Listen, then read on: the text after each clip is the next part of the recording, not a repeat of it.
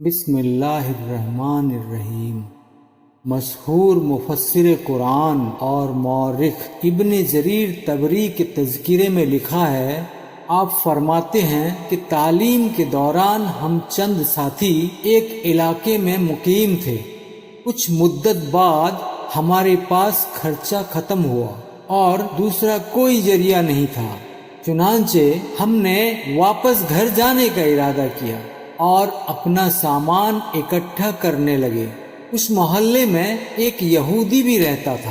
اس نے جو ہمیں دیکھا کہ ہم واپس جانے کی تیاری کر رہے ہیں تو ہمارے پاس آ کر کہا، تم کیوں یہاں سے جاتے ہو؟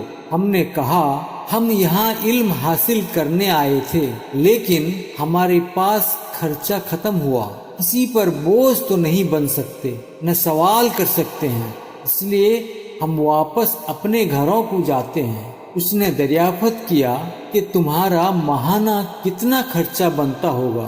ہم نے حساب لگا کر کہا کہ اتنے روپیے کی ضرورت ہوگی۔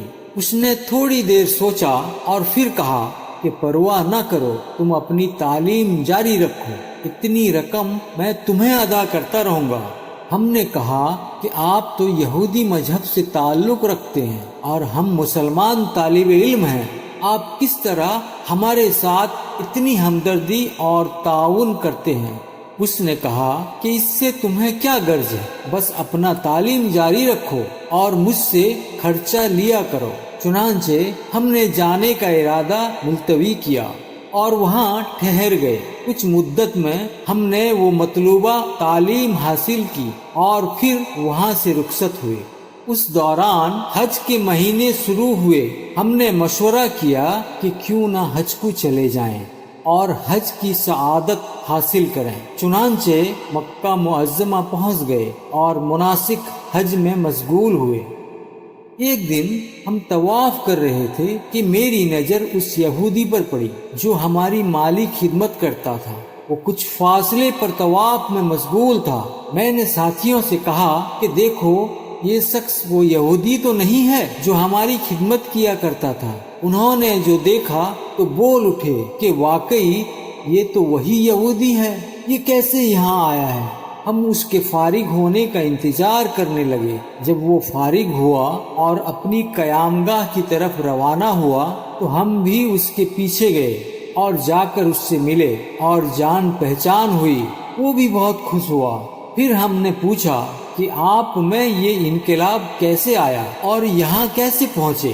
تو اس نے کہا، جس وقت تم نے خرچ ختم ہونے کی وجہ سے وطن واپس آنے کا ارادہ کیا اور میں اس پر مطلع ہوا، اس وقت مجھے تورات کا مسئلہ یاد آیا۔ تورات میں لکھا ہے کہ بہترین صدقہ وہ ہے جو دین کے طالب علم پر خرچ کیا جائے۔ میں نے سوچا کہ اس وقت تورات کا کوئی طالب علم تو نہیں اور یہ لوگ قرآن کے طالب علم ہیں اور قرآن بھی آسمانی کتاب ہے، تو ان کی خدمت کر کے میں بھی یہ فضیلت حاصل کر لوں گا۔ اسی جذبے کے پیش نظر میں نے تمہیں وطن جانے سے روکا اور ٹھہر آیا۔ پھر جب تم تعلیم مکمل کر کے چلے گئے تو میں نے رات کو تمہارے پیغمبر حضرت محمد صلی اللہ علیہ وسلم کو خواب میں دیکھا کہ مجھے مسلمان ہونے کی مبارکباد دے رہے ہیں کہ مبارک ہو، تم مسلمان ہو گئے ہو۔